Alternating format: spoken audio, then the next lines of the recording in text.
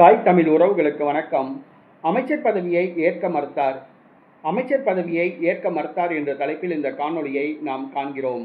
2026 தமிழக சட்டசபை தேர்தல் வாக்கு எண்ணிக்கை முடிவடைந்து விட்டது. யாருக்கும் பெரும்பான்மை கிடைக்கவில்லை. தொங்கு சட்டசபை ஏற்பட்டுள்ளது.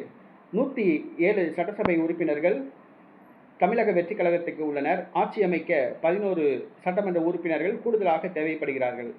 காங்கிரஸ் கட்சி 5 பேர் ஆதரவளித்துள்ளனர். மேலும் 6 பேர் ஆதரவு தேவை. மார்க்சிஸ்ட் கம்யூனிஸ்ட் கட்சி, இந்திய கம்யூனிஸ்ட் கட்சி ஆகியவை ஆதரவு கடிதங்களை வழங்கினர். அவர்களுக்கு அமைச்சர் பதவி வழங்க நடிகர் விஜய் முன்வந்தார். ஆனால் மார்க்சிஸ்ட் கம்யூனிஸ்ட் கட்சி, இந்திய கம்யூனிஸ்ட் கட்சி ஆகியவை நடிகர் விஜய்க்கு ஆட்சி அமைக்க வெளியிலிருந்து தான் தாங்கள் ஆதரவு தருவதாக கூறிவிட்டனர். அமைச்சர் பதவி வேண்டாம் என்று கூறிவிட்டனர். அமைச்சரவையில் பங்கு பெறப் போவது இல்லை என கூறிவிட்டனர். தாங்கள் நடிகர் விஜய்க்கு வெளியிலிருந்து ஆதரவு தருவோம், பிரச்சனைகள் என்றால் வாபஸ் பெற்றுக்கொள்வோம் என்று கூறியுள்ளனர். ஆனால் தாங்கள் திமுக கூட்டணியில் தொடர்வதாக அவர்கள் கூறியுள்ளனர்.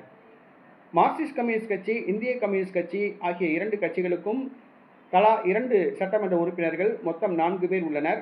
இவர்கள் தமிழக வெற்றி கழகம் ஆட்சி அமைவதை ஆதரித்து ஆதரவு கடிதங்களை வழங்கிவிட்டனர். ஆனால் அமைச்சரவையில் பங்கு பெற மறுத்துவிட்டனர். அமைச்சர்கள் பதவி வேண்டாம் என்று கூறிவிட்டனர். வெளியிலிருந்து ஆதரவு தருவதாக கூறியுள்ளனர். வெளியிலிருந்து ஆதரவு கூறுவதாக இருந்தால் அது எந்த நேரத்திலும் ஆபத்து தான். எந்த நேரத்திலும் அவர்கள் வாபஸ் வாங்கினால் அமைச்சரவை கவிழ்ந்துவிடும்.